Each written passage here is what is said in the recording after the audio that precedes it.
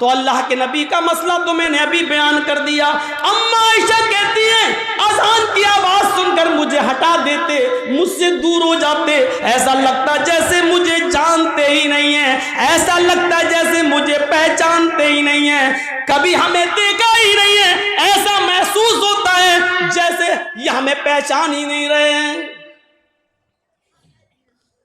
ये नमाज का हाल जिसको आज हमने बहुत हल्के में ले लिया है, मर्जी आई पढ़ रहे हैं। अगर नमाज के बारे में सही जानकारी मिल जाए तो उससे आप अंदाजा लगा सकते हैं कि बेनमाजी की मुआशरे में क्या हैसियत है। बेनमाजी के घर खाना खाना जायज नहीं है,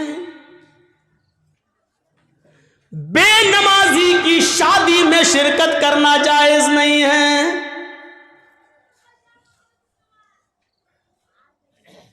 अगर किसी लड़की की शादी किसी बेनमाजी से हो जाए तो उस लड़की का बेनमाजी पति के साथ रहना जायज नहीं है। समझाए, मानता है तो ठीक है, नहीं मानता तो अलग हो जाए। सवाल यह है कि वो तलाक ना दे तो तलाक देने की जरूरत ही नहीं है, क्योंकि बेनमाजी मुसलमान ही नहीं है, और जब मुसलमान नहीं है तो किसी काफिर के निकाह में रहने की जरूरत भी नहीं है। ये निकाह ऑटोमेटिकली फिस्क, अपने आप खत्म। बेनमाजी के हाथ का खाना जायज नहीं है, बेनमाजी के हाथ का पानी जायज नहीं है।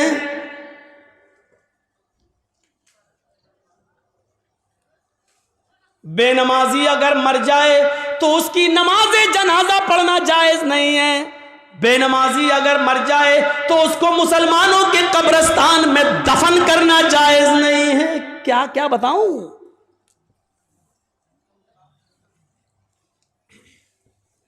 लेकिन सब चल रहा है। कितना बड़ा दिल गुर्दा है आज, जिसकी हैसियत ये हो और शादी के मौके पर हम ये ना देखें। पूछते हैं लड़की पढ़ी लिखी है? हाँ। कितनी? कुरान पढ़ी है। कितना बड़ा कारनामा है, कुरान पढ़ी है। और कुरान खुलता कब है? रमजान में, फिर पूरे रमजान तक बंद रहता है। फिर जब रमजान का महीना आएगा तब वो कपड़े से खुलेगा, धूल उस वक्त धूल साफ होगी, अपने जहेज के बर्तन रोज धोएगी, अम्मा की और बाप की तरफ से मिले हुए बर्तन रोज धोएगी। लेकिन कुरान जिस जुज़दान में लिपटा हुआ है उसको महीनों हो जाते हैं, उसको साफ करने की नौबत नहीं। जिस तरीके से बेनमाजी औरत बेनमाजी आदमी के साथ नहीं रह सकती, उसी तरीके से नमाजी शौहर के साथ बेनमाजी औरत नहीं रह सकती।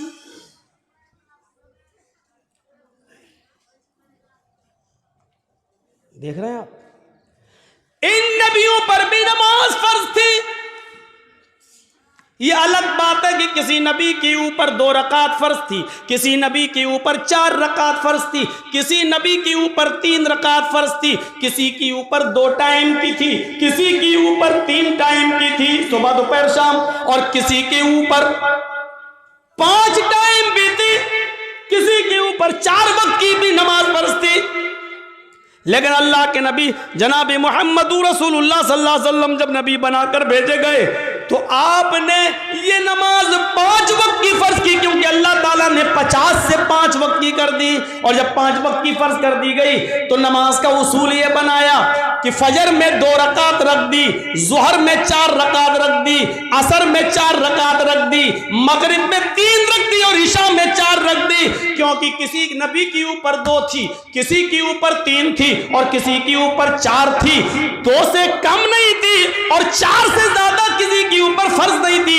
इसलिए अल्लाह के नबी ने 2 भी रखी, 3 भी रखी और 4 भी रखी, ताकि लोगों को इस बात का इल्म हो जाए कि मैं किसी नबी के खिलाफ नहीं हूं। मैंने फजर में 2 रकात नमाज फर्ज की है ताकि उन नबियों की भी इक्तिदा हो जाए जो 2 रकात जो पढ़ा करते थे, 3 रकात भी मैंने मगरिब में रख दिए, क्योंकि कुछ नबियों पर 3 वक्त 3 रकात फर्ज थी, तो मैंने उनको की 3 रकात भी रख दी, ताकि उस नबी की सुन्नत भी जिंदा हो जाए। और जिन नबियों पर 4 रकात फर्ज थी, हमने ज़ुहर, असर और इशा में 4 रकात फर्ज कर दी, ताकि उस नबी की सुन्नत पर भी अमल हो जाए।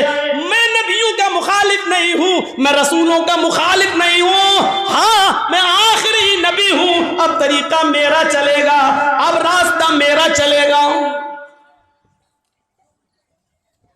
दुनिया में 3 ही किस्म की मखलूक है। एक मखलूक जो हमेशा खड़ी रहती है, जैसे पेड़, दरख्त, पहाड़, ये खड़े हैं। कुछ मखलूक झुकी हुई होती है, जैसे भैंस, बकरी, गाय, भेड़। आप देखिए, हम लोग जब ऐसे रुकू में चले जाएं तो बिल्कुल वही शक्ल हो जाती है। और कुछ मखलूक ज़मीन से चिपकी हुई होती है, जैसे छिपकली, चूहा। दीवार पे भी चढ़ेगा तो चिपका हुआ होगा, ज़मीन पे होगा तो ऐसे होगा। ये 3 ही किस्म की मखलूक है, चौथी कोई किस्म नहीं है।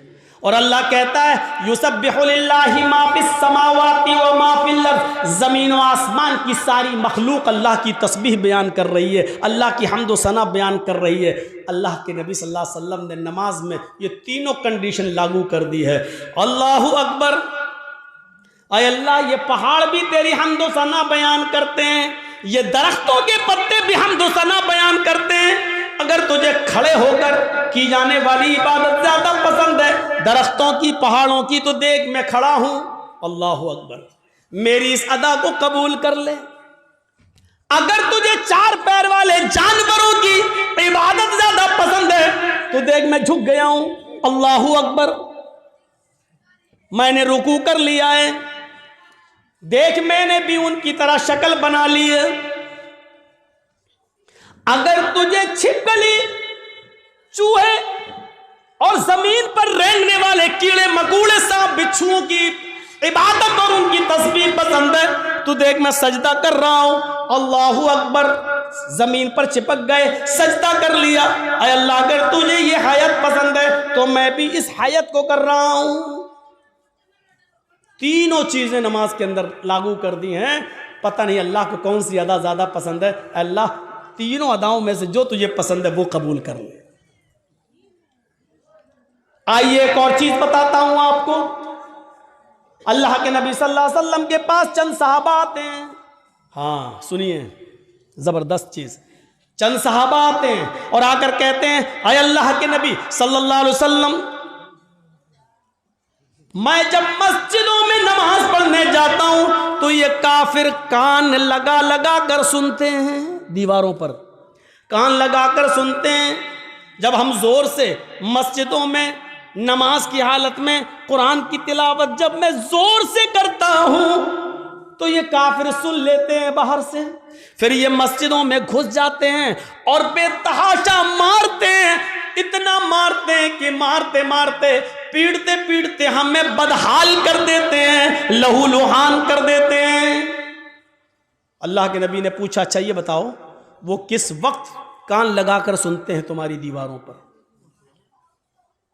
कहा अल्लाह के नबी, शाम को जब वह काम करके वापस आते हैं, बहुत देर हो गई, तकरीबन 1.5 घंटा 1 घंटा, वहाँ बड़ा शोर हो रहा है, वो पीछे वो लोग सुन ही नहीं रहे, पता नहीं क्या खुरापाते कर रहे हैं। बच्चे नहीं हैं उसमें, कुछ बड़े भी हैं। उधर देखिए वो पीछे, और अभी तक नहीं सुन रहे। देखो वो फिर छलांग लगा रहा, कूद रहा, उनकी आवाज़ यहाँ तक आ रही है। कोई ऐसा आदमी नहीं है जो उनको भगा दे, उनको कह दे घर जाए।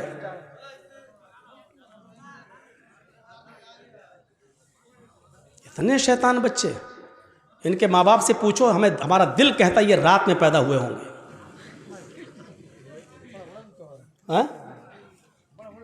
हाँ बड़ा बड़ा भी है, हमको यहाँ से दिख रहा है। अभी निगाहें इतनी कमजोर थोड़ी हुई हमारी।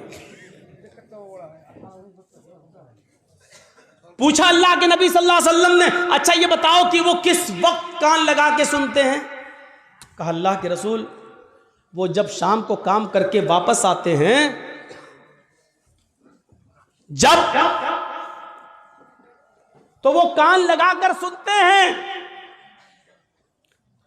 यानी असर के वक्त। तो अल्लाह के नबी सल्लल्लाहु अलैहि वसल्लम ने फरमाया, अच्छा तो कान लगाते हैं वो दीवारों पर? कहाँ? तो ठीक है, फिर असर में तुम कुरान की किरात जोर से करना बंद कर दो, यानी आहिस्ता पढ़ लो। और कब कान लगाते हैं?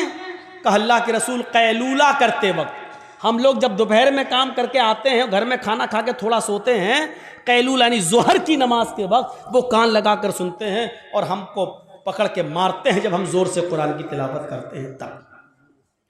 तो अल्लाह के नबी ने कहा जोहर में भी तुम कुरान को आहिस्ता पढ़ो। देखिए, आपने ये नहीं कहा कि नमाज घर में पढ़ लो। मकामी आदमी हो, जो कहीं का रहने वाला हो, आप अपने गांव के रहने वाले हैं, तो आप अपने घर पे नमाज नहीं पढ़ेंगे। कोई मुसाफिर आदमी है, सफ़र से आया है, तो वो जहाँ ठहरा है, जहाँ रुका है, वो नमाज पढ़ सकता है अपने मकाम पर जहाँ वो ठहरा है, इसलिए कि उसको कसर में करना है, 2 रकात पढ़ना है। और मुसाफिर जोहर और असर एक साथ पढ़ सकता है, मगरिब और इशा एक साथ पढ़ सकता है, वो 2 नमाजें मिला सकता है, उसको गुंजाइश है। लेकिन मकामी आदमी को नहीं। अल्लाह के रसूल ने उनसे क्या कहा? अच्छा जोहर में मारते हैं और असर में मारते हैं? कहा तो ठीक है, जोहर में आहिस्ता पढ़ लो और असर में आहिस्ता पढ़ लो। अच्छा ये बताओ मगरिब में? का अल्लाह के रसूल वो बहुत देर से आते हैं, तो मगरिब में वो कान लगा के नहीं सुनते हैं। तो आपने फरमाया फिर मगरिब में कुरान की तिलावत जोर से करो। अच्छा इशा में? हाँ, अल्लाह के नबी जब वो घर कारोबार करके खेती बाड़ी करके वापस आते हैं तो इशा में भी कान लगा के सुनते हैं। आपने हाँ, तो वो इशा में भी नहीं सुनते हैं क्योंकि थके हुए होते हैं, खाना खाया और सो गए। मगरिब के बाद आते हैं, सुनते नहीं हैं, इसलिए आपने कहा मगरिब में पढ़ो जोर से। इशा की नमाज आप इतनी देर से पढ़ते हैं कि उनको नींद आ जाती है, वो इशा में भी नहीं सुनते। आपने फरमाया तो इशा में भी पढ़ो। अच्छा फजर में?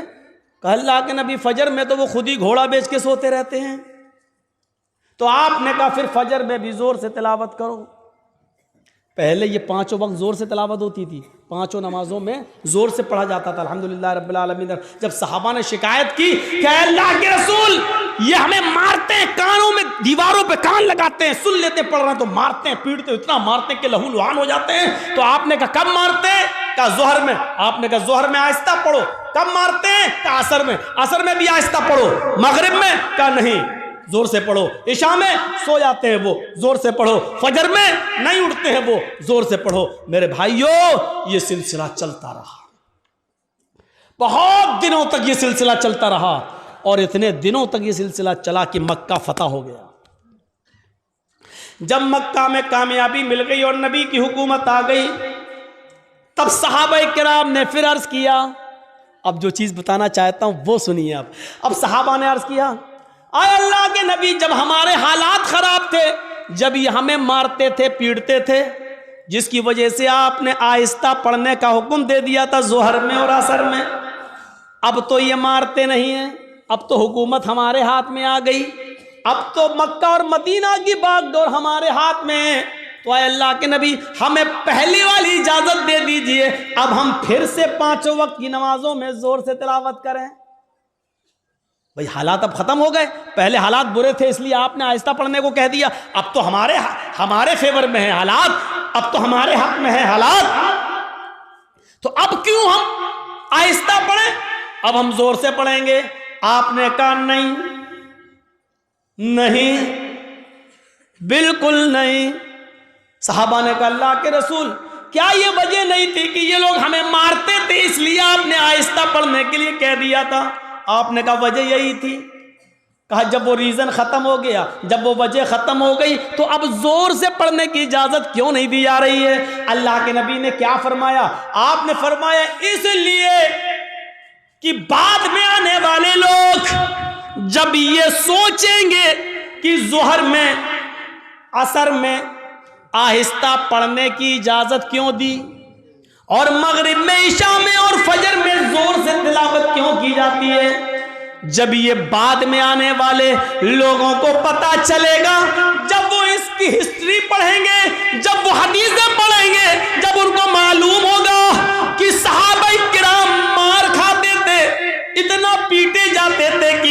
चमड़ी उधड़ जाती थी, लहूलुहान हो जाते थे। इसके बावजूद उन्होंने नमाज नहीं छोड़ी, मारे खाई लेकिन नमाज पढ़ी, आहिस्ता पढ़ी लेकिन पढ़ी, नमाज छोड़ी नहीं है। जब उनको इस बात का इल्म होगा तब उनको पता चलेगा कि साहबा किराम ने बड़ी से बड़ी मुसीबतें झेली हैं लेकिन नमाज नहीं छोड़ी है, नमाज तर्क नहीं की है, तो फिर वो भी नमाजी बन जाएंगे, वो भी नमाज के पाबंद हो जाएंगे।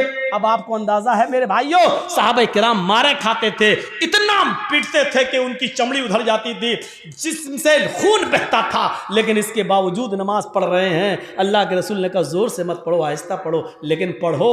नमाज ऐसी कंडीशन में भी माफ नहीं। हट्टे खट्टे तंदुरुस्त हैं और नमाज नहीं पढ़ते। और जुर्रत देखो, बहादुरी, हिम्मत तो देखो।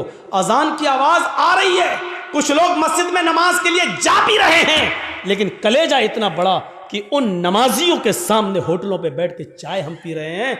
हमारा दिल और हमारा कलेजा कितना मजबूत है। या अल्लाह, तेरा अजाब कैसे रुका हुआ है। इतनी बड़ी गलती अगर पुराने पिछले ज़माने की उम्मतों ने की होती तो अभी तक आग और पत्थर के अजाब से वो हलाक हो गए होते। अल्लाह रब्बुल आलमीन का अजाब हम पर आ क्यों नहीं रहा है? इसकी वजह क्या है? इतना बड़ा कलेजा। मस्जिद के सामने होटल के के बाहर, मस्जिद के बाहर होटल पे बैठ जाए हम, और नमाज मस्जिद के अंदर हो रही हो, और हम मस्जिद के सामने से गुजर जाएं साइकिल लेकर और बाइक लेकर।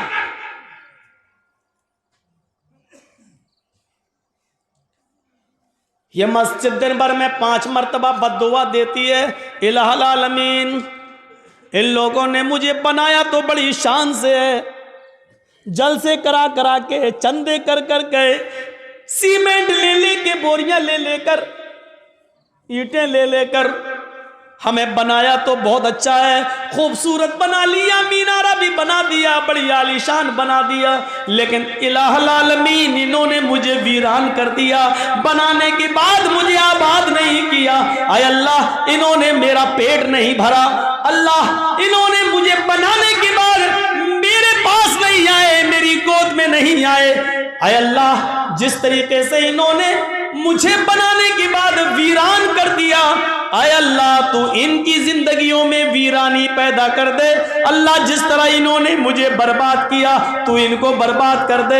अल्लाह, जिस तरीके से इन्होंने हमें बना सवा कर दुरुस्त करने के बाद हमें भुला दिया है, आय अल्लाह तू इनको भुला दे। मेरे भाइयों, ये मस्जिदों की कई बद्दुआओं का नतीजा तो नहीं जो हमारे हालात ही है, जो हमारे हालात ही हैं। पहले जमाने में जब जंगें होती थी, नमाज का वक्त हो जाया करता था, बादशाह नमाज की हालत में, बादशाह जंग की हालत में नमाज के लिए खड़ा हो जाता था। दूसरा बादशाह ये समझता था कि ये क्या हो रहा है। बताया, ये नमाज पढ़ रहे हैं, अल्लाह को याद कर रहे हैं, अल्लाह से दुआ कर रहे हैं। वो बादशाह अपनी फौज लेकर भाग जाता था, ये कहते हुए कि जो कौम तीरों और तलवारों कि सायों में भी अपने रब को न भूलती हो तो उसका रब उसे कैसे भूल जाएगा।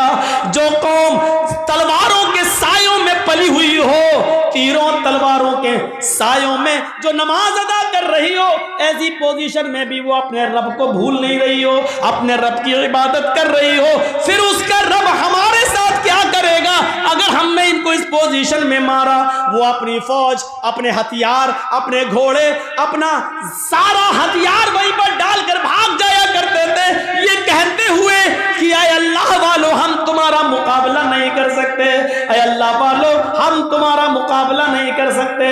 मेरे भाइयों, कल तक हमारे ये हालात थे, आज हमारे हालात ये, हमारी मस्जिदों में नमाज हो रही है लेकिन काफिरों की बारात बजती हुई जाती है, उनके बैंड बजते हुए जाते हैं, उनके गाने बजते हुए जाते हैं, लेकिन हमारी अजान की आवाज या नमाज की किरत भी हो रही हो तो उनको कोई फर्क नहीं पड़ता। क्योंकि जब अजान और नमाज के वक्त हमने अपनी टीवियों को बंद नहीं किया है, जब हमने अपने घरों में टीवियां चलाना शुरू कर दी तो फिर काफिरों के दिलों से भी हमारा रोबो दबदबा निकल गया, काफिरों के दिलों से भी हमारा रोबो दबदबा खत्म हो गया। क्यों होगा? हमने काफिरों के दिलों में अपनी इज्जत बनाई कहां है? कहां बनाई है हमने अपनी इज्जत? ग़ज़वे अहज़ाब का वो मौका याद करो। सुनो, सिर्फ एक नमाज थी, बस एक, वो भी अल्लाह के रसूल सल्लल्लाहु अलैहि वसल्लम की, नबी की एक नमाज, और वो भी छूटी नहीं थी, बस सिर्फ उसका असल वक्त निकल गया था। ग़ज़वा, जंग हो रही है, नाम है उस ग़ज़वे का ग़ज़वे अहज़ाब। और सुनो, कलेजा संभाल कर सुनो, दिल संभाल के सुनो इस वाक़े को। ग़ज़वे अहज़ाब, काफिरों की तरफ से तीर चल रहे हैं, मुसलमानों की तरफ से भी तीर चल रहे हैं। यह जंग इतनी खतरनाक हुई कि असर की नमाज का वक्त आ गया, लेकिन सहाबाए किराम संभल नहीं पाए। कोई इधर था, कोई उधर था। नमाज पढ़े तो कैसे पढ़ें? एक साथ होते तो चलो आधे पढ़ लेते, आधे जंग करते, फिर ये जो आधे पढ़ चुके होते ये जंग में चले जाते, जो छूट गए वो बाद में पढ़ लेते। लेकिन कोई इधर है, कोई उधर है। ये असर की नमाज का वक्त था, असर की नमाज का वक्त। अल्लाह के रसूल नमाज पढ़ा नहीं सके और सहाबा एक साथ जमा नहीं हो सके। कोई इधर से तीर चला रहा, कोई उधर से तीर चला रहा है, लेकिन तीर चलाते चलाते चलाते चलाते मगरिब का सूरज जो डूबता है, मगरिब की नमाज के लिए सूरज के डूबने से, सूरज के गुरूब होने से थोड़ी देर पहले सहाबा किराम ने उस जंग पर कामयाबी हासिल कर ली, यानी काफिरों को हरा दिया। लेकिन असर की नमाज का वक्त निकल गया। सुनिए, असर की नमाज का वक्त निकल गया था। जल्दी से वहीं साहबा ने तयम्मुम किया और वुजू बना, तयम्मुम पानी तो था नहीं, जल्दी से तयम्मुम किया और नमाज पढ़ना शुरू कर दी। सूरज डूबने से, गुरूब होने से पहले पहले अल्लाह के नबी ने और सहाबा ने असर की नमाज पढ़ ली। सिर्फ वक्त निकल गया। जो पढ़ना चाहिए था पौने, हम लोगों के यहाँ कितने बजे होती है असर? आपके यहाँ कितने बजे हो रही है असर? 2:45 पर? हाँ, कहीं 3:30 पे भी हो रही होगी। हम 3:15। आपकी मस्जिद में कितने बजे हो रही है? 3:15। अब 3:15 की जगह पर कोई आदमी 5:15 पे नमाज पढ़े तो वक्त निकल गया ना उसका, असर का। मान लीजिए 5:30 पे सूरज डूब रहा है और 5:15 पे आदमी नमाज पढ़ रहा है, तो सूरज डूबने से पहले ही तो पढ़ रहा है वो। सूरज गुरूब होने वाला है। जल्दी से अल्लाह के रसूल ने और सहाबा ने तयम्मुम किया और नमाज पढ़ ली। और पढ़ने के बाद जो जुमले कहे वो सुनो, जो जुमले कहे उन काफिरों के लिए वो सुनो। मला अल्लाहु बुयूतहुम व कुबूरहुम नारा कमा हबसूना वशगलूना अनिस सलातिल वुस्ता। बुखारी शरीफ की हदीस के अल्फाज हैं। अल्लाह के नबी फरमाते हैं, इलाहुल आलमीन, जिन काफिरों की वजह से आज हमारी असर की नमाज का अव्वल वक्त निकल गया, आय अल्लाह, जिन काफिरों की वजह से आज मेरी असर की नमाज का असली वक्त निकल गया, वक्त पर हम नमाज नहीं पढ़ सके, सूरज डूबने से पहले आज हमने असर की नमाज पढ़ी, इसके जिम्मेदार ये काफिर है, ये जंग करने वाले, इनकी वजह से मेरी असर की नमाज का वक्त निकला है। मला अल्लाहु बुयूतहुम, आय अल्लाह इनके घरों को तू आग से भर दे, आय अल्लाह इनके घरों में आग लगा दे, आय अल्लाह इनके घरों में तू आग से भर दे। नमाज के वक्त अपने घरों में बैठने वालों, नबी अकरम की इस बद्दुआ पर जरा गौर करो। मला अल्लाहु बुयूतहुम, आय अल्लाह इनके घरों को तू आग से भर दे। मेरे नबी ने कभी किसी को बद्दुआ नहीं दी। मार खाया फिर भी माफ कर दिया। नबी की बेटी को जिसने पेट फाड़ा, हिबार इब्ने अस्वद ने तीर मारकर नबी की बेटी ज़ैनब के पेट में हमल था, बच्चा था, तीर पेट में लगता है, बच्चा गिर जाता है। ज़ैनब मदीने पहुंचती है, होश में आती है तो उनको पता चलता है कि मेरे पेट का बच्चा गिर गया है, जाया हो गया है। इस सदमे को वो बर्दाश्त न कर सकी, इंतकाल कर गई। 10 साल के बाद जब हिबार इब्ने अस्वद सामने आया और मदीने में अल्लाह